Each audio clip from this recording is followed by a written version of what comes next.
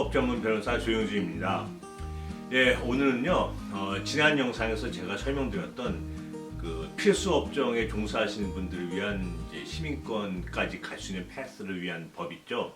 그 영어로 얘기하면 Citizenship for Essential Workers Act. 그러니까 불법 체류자로 계신데 필수 업종에 종사하시는 분들한테 영주권과 시민권을 주게 해주겠다는 법에 대해서 제가 이제 설명드리지 않았습니까?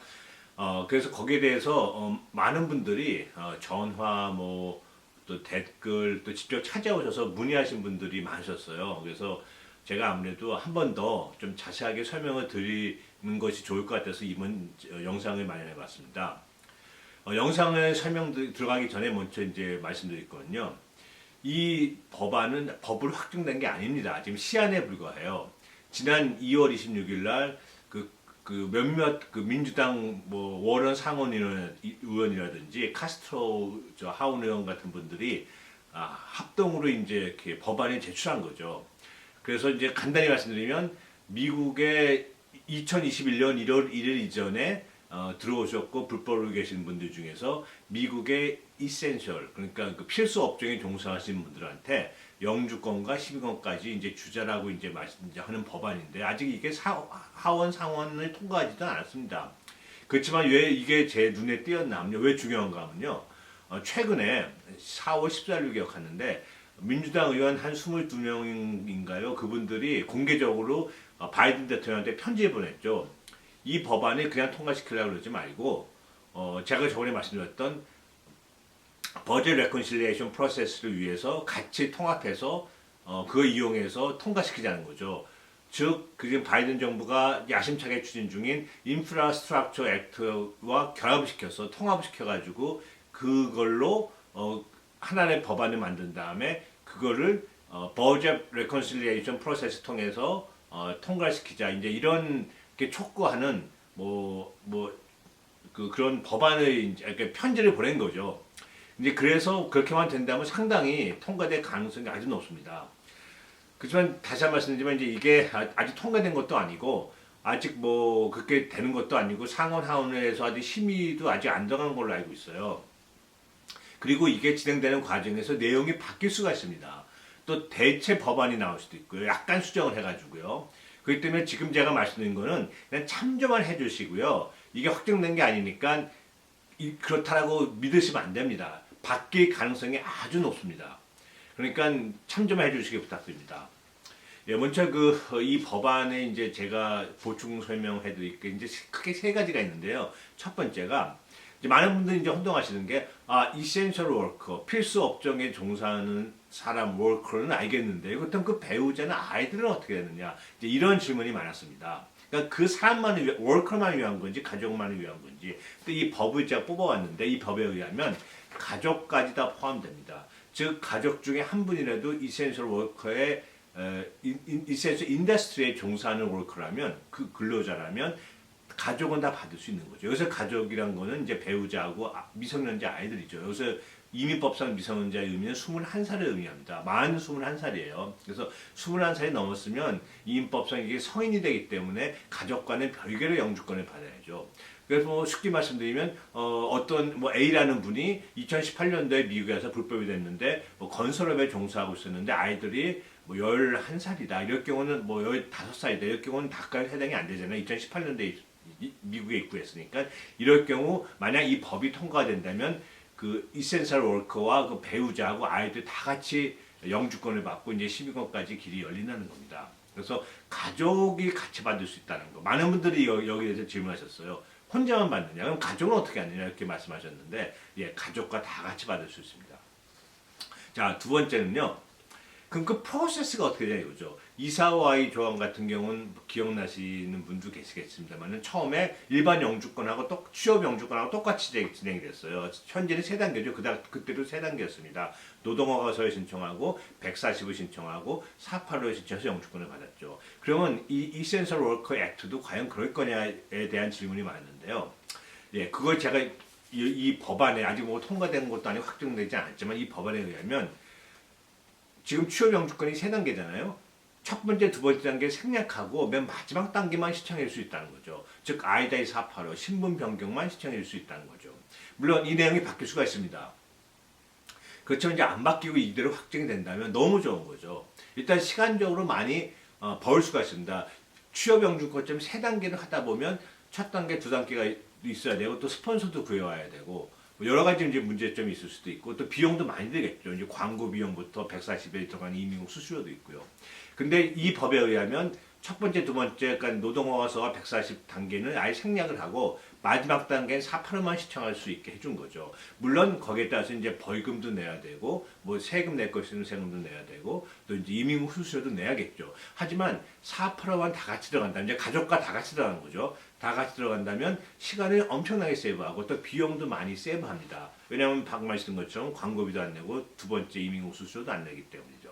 또 그만큼 변호사 비용도 좀 절약될 수도 있다는 이제 그런 장점이 있습니다. 그리고 만약 또 아이가 이제 21살 아까 말씀드린 것처럼 21살 이상이 되면 만 21살 이상이 되면 가족과 독립해서 영주권을 받아야 되거든요. 그때 만약 예전처럼 처음 첫 단계, 두 단계, 세 번째 단계 다 진행을 해야 된다면 영주권을 받기 위해서요. 에센셜 워커가. 그랬을 경우는 근데 신청하는 이 순간에 지금 아이가 19살이다. 그러면 세 번째 단계까지 갈 때까지 21살이 넘을 확률이 높겠죠, 아이가요. 근데 지금은 4%만 신청할 수가 있기 때문에 지금 내 아이가 만 20살이다. 예를 경우 4%로 싹 들어간다면 같이 영주권을 받는 거죠. 엄청나게 세이브가 되는 거죠. 그리고 이사와의 조항 같은 경우는 스폰서가 있어야 되는데 이 법안대로만 된다면 이센셜 워커 법안대로만 된다면 스폰서도 필요 없어요. 그냥 4%로 들어가면 됩니다. 물론 거기에 대한 기록은 있어야겠죠. 그게 왜 그런가 하면 이제 이 법안이 이제 아무래도 코로나에 대한 영향을 받은 것 같습니다. 코로나 때문에 진짜 많은 분들이 직장을 떠나실 수밖에 없었죠. 사실 코로나는 천재지변에 해당하는 일입니다. 그러다 보니까 지금까지 이센셜 인더스트리 이런 필수 업종에서 근무하고 계셨는데 작년에 코로나 때문에 어쩔 수 없이 회사가 문을 닫게 될 수도 있는 거 아닙니까? 닫게 되고 이래가지고 어떻게 직장을 잃은 거죠. 이런 분들한테 또 직장을 구해서 또 처음부터 들어가라고 하는 거, 영주권을 신청하라고 하는 거는 좀 지나치다고 생각한 것 같습니다. 이제 이 법안을 만드신 이제 의원님들 생각에는. 그래서 일단 필수 업종에 근무했다는 게 증명이 되고 또는 현재까지 하고 있어도 좋고요. 만약 뭐 해고되셨다. 왜냐 무슨 뭐 코로나 때문에 또 회사가 어려워져서 이런 게 있다. 이런 사연이 있다면 옛 취업 이민처럼 첫 번째, 두 번째 거치지 않고 마지막 4%만 신청할 수 있게 해줘서 영주권을 주겠다는 이제 그런 게 되는 거죠. 그래서 이대로만 된다면 그 프로세스가 한 단계로 바뀝니다. 세 단계가 아니라 단계 하나이기 때문에 아주 빠르고 그때 마지막 단계 신청할 때 워킹 퍼밋도 신청할 수 있고 여행하우스도 신청할 수 있습니다. 그래서 워킹 퍼밋을 받고서 소셜 멤버도 받고 이제 정식으로 일할 수도 있고요. 그래서 단계가 엄청나게 빨라지고 프로세스가 엄청나게 빨라지고 아주 좋은 겁니다. 이대로만 된다면요. 자 이제 세 번째 질문이 가장 많았습니다. 가장 많은데요. 세 번째 질문은 그렇다면 신청자인 내가 필수 업종에서 근무했다는 걸 어떻게 증명하느냐라는 질문이 가장 많았습니다. 이제 만약 신청하시는 분이 세금 보고를 하셨다. 그러면 되게 쉽죠. 세금 보고를 하기 위해서는 W2를 받는다든지 1099, 1099를 받는다든지 뭐 이런 서류를 받아서 뭐 본인이 직접 터보택스를 이용해서 하셔도 되고 아니면 회계사님한테 맡기셔서 하셔도 되고요. 이렇게 세금 보고를 한다는 뜻은 일을 했으니까 세금 보고를 한다는 거죠. 그래서 거기에 대한 구체적인 증거가 있습니다. 문서상의 증거가 확실하죠. 그래서 세금 보고를 하신 분들은 뭐 거의 완벽하다고 할 수 있습니다. 근무하셨다는 게요. 그렇다면 세금 보고를 안 하신 불법 체류자분들도 생각보다 많으실 겁니다. 왜냐하면 이제 소셜모도 없고 워킹 퍼밋도 없으니까 현실적으로 좀 회사 페이를 받기가 어렵다고 생각해서 이제 현금 받으시는 분도 있을 수 있고 여러 가지 그런 사연이 있을 수도 있을 거예요. 그런 분들은 도대체 어떻게 그럼 증명할 거냐? 난 이제 질문이 많았습니다. 사실 이런 영주권 신청하기 위해서는 말로 하는 거는 뭐 또는 동영상으로 하는 건 증거가 안 돼요. 문서상의 증거가 있어야 됩니다. Documentary evidence. 문서상의 증거가 있어야 되는데요.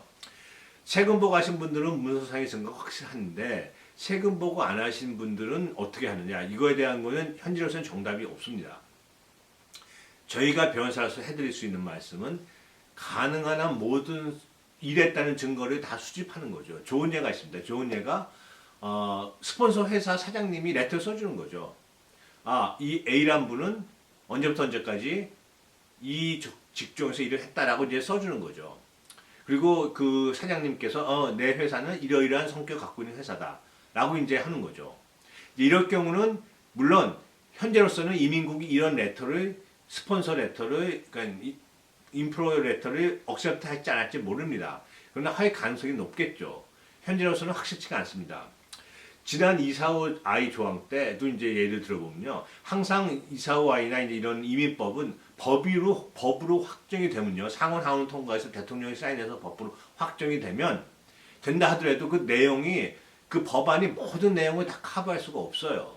현실적이죠. 그렇기 때문에 245I 조항 들겠습니다만은 법으로 확정이 되면 그 즉시 아주 빠른 시일 안에 관련되는 부서, 즉 이민국이 되겠죠. 또는 노동청이 될 수도 있고요. 이민국이나 노동청에서 이 법에 대한 구체적인 메모랜덤의 이제 메모라고 흔히 얘기하는데요. 뭐 규정 또는 지침이라고 생각하시면 됩니다. 이런 메모랜덤을 발표합니다.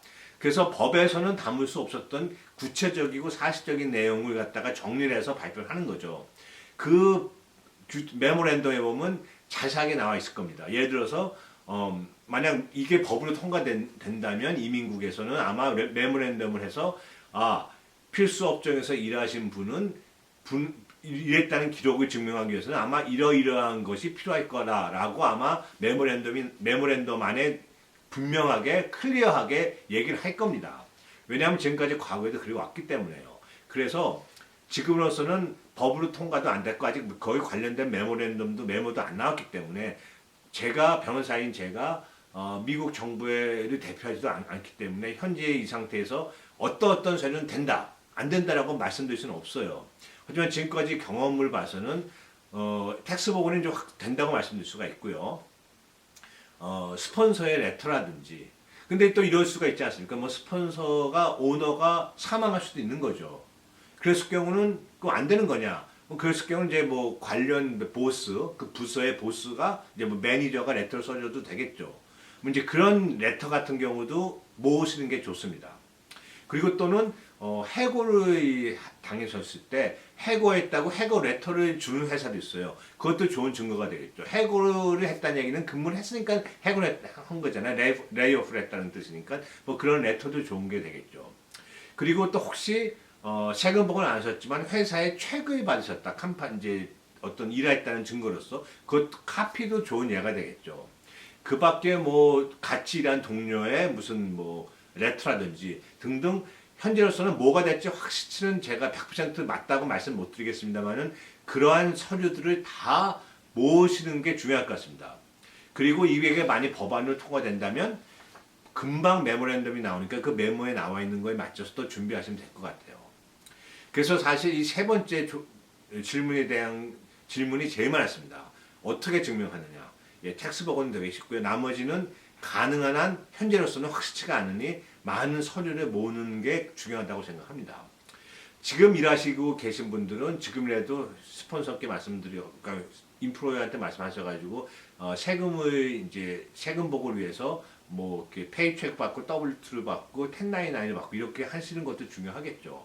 그것도 일종의 괜찮은 방법이라고 생각합니다. 그렇지만 제가 다시 한번 처음에도 말씀드렸습니다만은 지금 이 법안은 아직 법안으로 통과된 게 아닙니다. 그리고 미국 상원 하원에서 지금 논의도 안 하는 걸로 알고 있어요. 뭐 모르죠. 뭐 물밑에서는 어느 정도까지 진행되는지 저희는 모릅니다. 하지만 최근 들어와서 4월 14일로 기억하는데요. 20명이 넘는 민주당 상원 하원 의원들이 공개적으로 바이든 대통령한테 이 법의 통과를 부탁을 했고 요청을 했고 단순히 통과하는 게 아니라 버젯 레컨실레이션 특히 그 인프라스트럭처에 관련된 인프라스트럭처 액트와 연관시켜서 통합을 해서 그 통합된 법안을 버젯 레컨실레이션 프로세스로 통과시키게 해달라는 요청을 했다는데 전 상당히 주목을 하고 싶습니다. 이 법안이 그냥 하나의 법안으로 나왔을 경우는 공화당이 반대해서 상원에 통과 안 될 수도 있어요. 하지만 이 법 자체가 essential industry에서 일하는 essential worker이기 때문에 이 자체 법안 자체 성격이 infrastructure하고 되게 맞습니다. 저번에 제가 드림 법안 영상에서도 말씀드렸습니다만은 또 버젯 레컨실리에이션에서 말씀드렸습니다만은 드림 법안 자체는 정확하지가 않아요. 이게 버젯 레컨실리에이션 프로세스에 맞을 수도 있고 안 맞을 수도 있어요. 그러니까 그 어느 전문가도 얘기했습니다만은 드림 법안 자체가 버젯 레컨실리에이션 프로세스의 회색 지역이라고, 회색 에어리어라고요. 될 수도 있고 안 될 수 있다고 이제 얘기하는데 이 Essential Workers Act는 누가 봐도 이거는 그 버젯 레컨실리에이션 프로세스에 들어가 있을 걸로 생각하기가 쉽습니다. 그렇게 생각하기가 되게 리저너블해요. 그렇게 생각하는 게. 왜냐하면 그 자체가 에센셜한 인더스트리, 이게 바로 인프라스트럭처와 관계되는 거기 때문에, 물론 이 법안에 나와 있는 여러 가지 열몇 가지 인더스트리가 있는데 이게 이대로 여기 있는데 이대로 적용될 수도 있지만 이거가 더 다른 잡이 들어갈 수도 있고 다른 그 인더스트리가 들어갈 수도 있고 다른 여기 있는 인더스트리가 빠질 수도 있습니다. 거기에 대해서는 저희도 알 수가 없어요.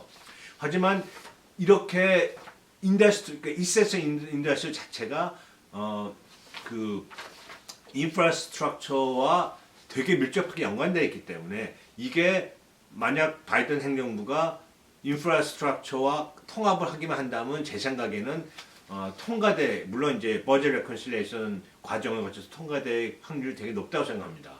그리고 이제 제 예상은 버젯 레컨실리에이션 프로세스는 아마 금년 여름 정도에 시작되지 않을까라고 조심스럽게 예측합니다. 더 빠를 수도 있고 더 늦어질 수도 있고 거기에 대해서는 저희도 알 수가 없어요. 그러니까 그건 좀 기다려 보셔야 될 것 같고요. 제가 오늘 다시 한번 강조해 드립니다만은 오늘 제가 설명드리는 거는 결정된 게 아닙니다. 하지만 질문들이 많은 분들이 궁금해하시고 여러 질문을 받았기 때문에 제가 좀 더 자세히 이제 말씀드리는 차원에서 이제 설명드린 거고요.